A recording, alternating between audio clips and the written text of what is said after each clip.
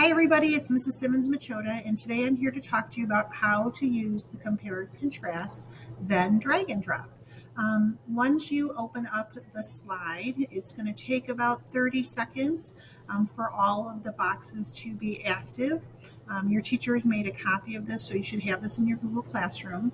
You are then just going to click on a slide. Once the blue box appears on it, you can move it and drop and drag it to wherever you want on the document.